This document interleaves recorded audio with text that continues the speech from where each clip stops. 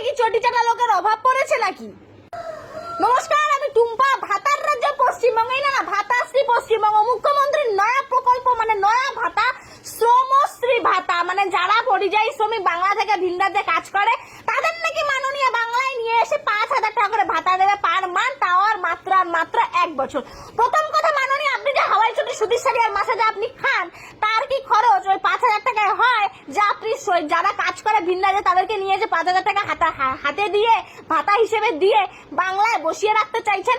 বাংলায় তো কাজই নেই। ওখানে তো মানুষ, অন্যান্য রাজ্যে মানুষ ভাতা পায়, হাজিরা পায় 700 থেকে 800 900 টাকা, এমন কোনো ক্ষেত্রে 1000-1500 টাকা তারা ভাতা পায়। তাদের মাসিক ইনকাম হচ্ছে 25 থেকে 30,000, এমনকি 40,000, এর বেশিও হতে পারে, সচরাচর এর কম হয় না। বাংলায় কি চটি চাটা লোকের অভাব পড়েছে আপনার?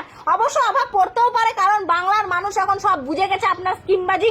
কেউ আপনার এখন আর অত সহজে চটি চাটতে যায় না। যাদের চটি চাটলে আপনার সংসার চলে তারাই একমাত্র আপনার চটি চাটে। তাই আপনার এখন নজর পড়েছে এই পরিযায়ী শ্রমিকদের দিকে।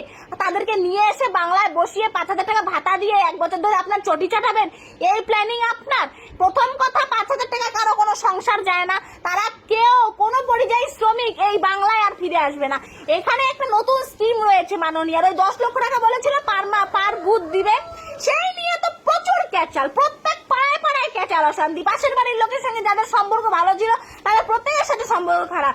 একজন বলে আমার বাড়ির সামনে রাস্তা করতে হবে, আরেকজন বলে আমার বাড়ির সামনে রাস্তা করতে হবে, একজন বলে এখান থেকে ড্রেন করতে হবে, আরেকজন বলে আমি এখান থেকে ড্রেন করতে দেবো না, ওখান থেকে করতে হবে। এই নিয়ে তো বিশাল ক্যাচাল, অশান্তি। তাই ওই 10 লক্ষ টাকা কতটাও সেভ করে নিয়ে বুথ খরচ হিসেবে বাঁচানো যাবে, যেহেতু মাননীয় পাস আউট করে দিয়েছে, বলে দিয়েছে, এখন নিজেই ফ্যান্দায় পড়েছে।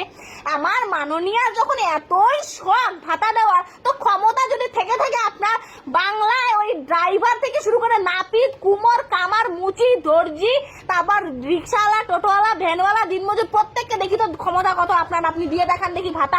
এমনি তো রাজ্য গেছে আপাতে, আরো যাক, এমনি কয়েকশো লক্ষ কোটি টাকা আপনি ঋণ করে রেখেছেন, আরো ঋণ করুন, আরো রাজ্যটাকে অপাতে দিন। এমন একটা মুখ্যমন্ত্রী আমাদের রাজ্যে দেখিনি আমি, আর দেখতেও চাই না কোনোদিনও, যে কিনা গোটা রাজ্যবাসীর ভবিষ্যৎটা একদম অন্ধকার করে রেখে দিয়েছে। এখন তার নতুন করে চোখ পড়েছে গিয়ে সেই পরিযায়ী শ্রমিকদের দিকে। এই হচ্ছে বাংলার দুর্দশায়। 5,000 খালি ভাতার ভাতা, দূর দূরান্ত পর্যন্ত একটাই শব্দ, ভাতার ভাতা, ভাতার ভাতা। ভাতা ছাড়াই বাংলায় আর কিচ্ছু নেই। এই ভাতা দেখবেন ওই কোনো পরিযায়ী শ্রমিক ওই 25,000, 30,000, 40,000 ছেড়ে এই 5,000 টাকা ভাতা নিতে আর আসবে না, তাও আবার 1 বছর। 1 বছর পরে তারা কি করবে?